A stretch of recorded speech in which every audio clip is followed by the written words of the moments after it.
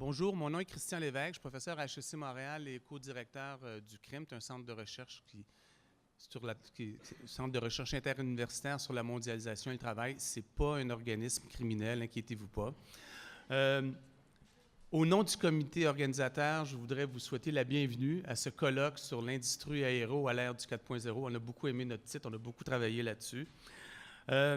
C'est un colloque qu'on voulait faire, ça s'inscrit dans le cadre des activités de transfert du CRIMT et on vise vraiment à travers nos activités, on fait ça depuis plusieurs années, on cherche à entrer en lien avec les partenaires du marché du travail et à travailler conjointement avec eux sur des thématiques d'intérêt. Et dans ce cadre-ci, on a eu, comme vous voyez, il y a plusieurs partenaires qui ont travaillé avec nous, mais on a beaucoup travaillé notamment avec Nathalie Paré du CAMAC. Dès qu'on l'a approché, Nathalie, pour lui dire « Nathalie, c'est-tu quelque chose qui t'intéresserait? » C'était l'hiver dernier. Nathalie a dit « Oui, je pense qu'on pourrait travailler ensemble. » Et on a travaillé à la co-construction ensemble. Vraiment, ça a été une collaboration très forte où on essayait d'identifier les thématiques, on a travaillé sur le programme, sur les invités. Donc, le CAMAC a joué un rôle central, d'autres intervenants aussi, mais je voulais souligner le rôle du CAMAC. Et l'AIMTA aussi a joué un rôle clé dans ce processus-là, en nous appuyant. Et aussi, on a travaillé avec eux pour dire, bon, mais les thématiques, est-ce que c'est des thématiques qui pourraient intéresser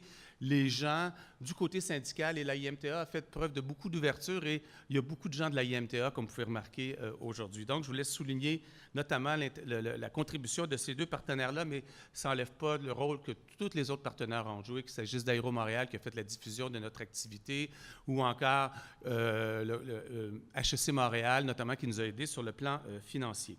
Vous savez que les gens qui sont ici, qui vont vous parler aujourd'hui, ils ne sont pas payés au même tarif que Hillary Clinton quand elle fait des présentations.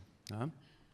C'est des gens qui font ça de manière bénévole, qui donnent de leur temps. C'est des gens très occupés, qui vont partager avec vous leur expérience, et des expériences très variées. Et c'est, je pense, qui va rendre ce colloque-là particulièrement riche. Et je veux tout de suite les remercier parce qu'ils sont occupés. Comme vous êtes tous occupés, mais en même temps, ils font ça, c'est comme du bénévolat, en fait, qu'ils font. Donc, je pense qu'il faut vraiment le souligner.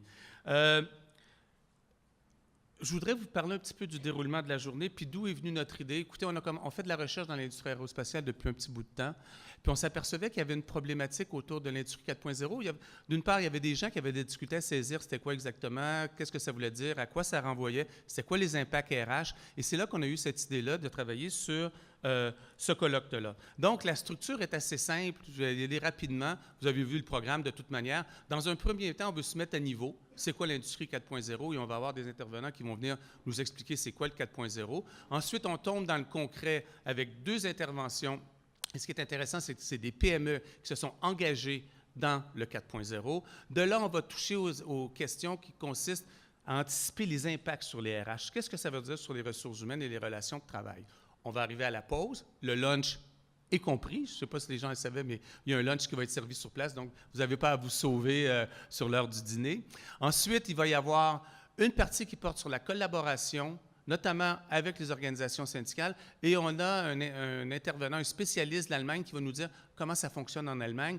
Puis on va déboucher enfin sur la question de l'éthique. Qu'est-ce que ça pose en termes d'éthique, en termes d'équité, toute cette question-là du 4.0. Et enfin, on va avoir dans la dernière partie ce qu'on appelle, on ne l'a pas appelé comme ça, mais ça ressemble à ça, un World Café, c'est-à-dire des échanges entre les intervenants pour voir qu'est-ce qui ressort de cette journée de discussion. Écoutez, on a essayé d'organiser ça pour qu'il y ait le plus d'interaction avec les gens, avec les conférenciers, mais aussi entre vous. C'est votre colloque dans une certaine mesure. On voudrait vraiment que ça soit très interactif. Si tout le monde reste assis et on fait juste écouter les conférenciers, ça va être plate. C'est pour ça qu'on n'a pas fait un colloque de type académique. On s'est dit, on ne veut pas avoir trop d'académiques, on veut plutôt avoir des gens, des praticiens du milieu, puis on veut que ça soit vraiment très orienté sur la pratique, sur ce que les gens font concrètement par rapport aux défis que pose l'industrie 4.0.